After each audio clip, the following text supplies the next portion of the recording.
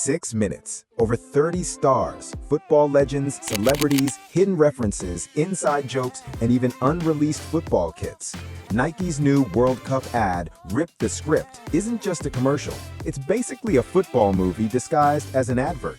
But while everyone was focused on Mbappe's bicycle kick and Haaland's goal, Nike hid dozens of details that most fans completely missed.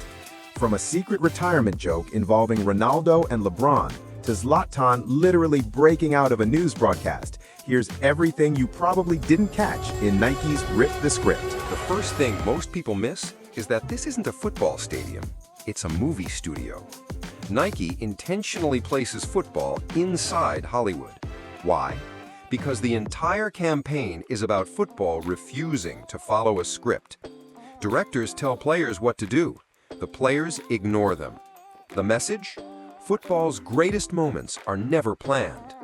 Nike themselves describe the campaign as a call for players to trust instinct over instruction. Watch closely. The first person who disobeys the director is not Ronaldo, not Haaland, not Ronaldinho, it's Kylian Mbappe. The director wants a safe header. Mbappe chooses a bicycle kick. That single moment triggers the chaos that follows. Nike is basically saying, one creative decision can change everything. And if we're talking about footballers who regularly break tactical structures, Mbappe is the perfect choice. This is probably the smartest joke in the entire ad. At one point, LeBron James and Cristiano Ronaldo are discussing a movie about retirement, which is hilarious because both men have spent years being told they're too old, yet both continue competing at elite levels. Nike is poking fun at media narratives. The joke is, everyone keeps writing their ending. Neither one is following the script. A lot of viewers saw Vini dribbling and moved on. But Nike has built his entire segment around something bigger, joy. Throughout his career, Vini has dealt with criticism, pressure, and abuse. Yet his football is still expressive and playful. His scene feels lighter than everyone else's. That's deliberate. He's the embodiment of football as fun.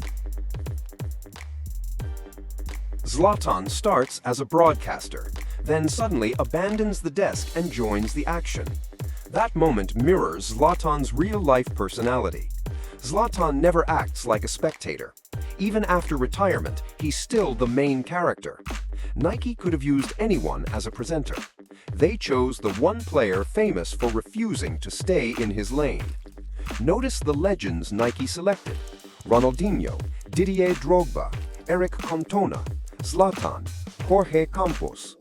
None of these players were known for being robotic. They were personalities. Cantona was unpredictable. Ronaldinho played with freedom. Campos wore outrageous goalkeeper kits. Nike specifically chose footballers remembered for individuality. One of the funniest hidden jokes: Channing Tatum appears as a fake Erling Haaland. He's basically a Hollywood stunt double. The joke works on two levels. First, it's funny. Second, it mocks the idea that football stars need actors to replace them. Because when Haaland arrives, nobody wants the imitation. They want the real thing. Many viewers asked, why is Kim Kardashian here? Why is Lisa here?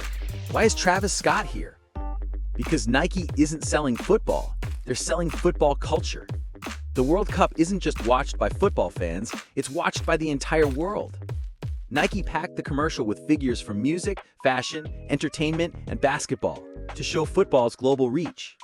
One detail kit nerds instantly noticed: Nike accidentally, or perhaps intentionally, showed unreleased football kits. Footy headlines even pointed out appearances of future designs, including glimpses connected to PSG and generic national team templates. This is classic Nike. Give fans something new to pause and analyze. The ending is the heart of the entire ad. All the stars are sprinting toward the ball. Then a kid appears. For a split second, it looks like the youngster is about to score. Then Haaland flies in and finishes. Most viewers only saw the joke, but Nike's message is deeper. The next generation belongs on the same field as the superstars. The kid isn't watching, he's participating. That's exactly how Nike markets football to young players. Longtime football fans felt something familiar: the chaos, the personalities, the larger-than-life footballers, the refusal to take itself seriously. That's because Rip the Script feels like a modern descendant of Nike's legendary campaigns such as Joga Bonito and Secret Tournament. Even reviewers immediately notice the similarities. Nike is essentially telling fans, we remember what made football ads great. So, after watching Rip the Script about 10 times, I think Nike's message goes deeper than about winning the World Cup. It's about something bigger. Every footballer in this ad succeeds the moment they stop following instructions. Mbappe ignores the director. Zlatan leaves the studio. Ronaldinho does things his own way. Haaland ignores the chaos and simply scores. And that's the point. Football's greatest moments have never been written by a script. They happen when players create something nobody saw coming.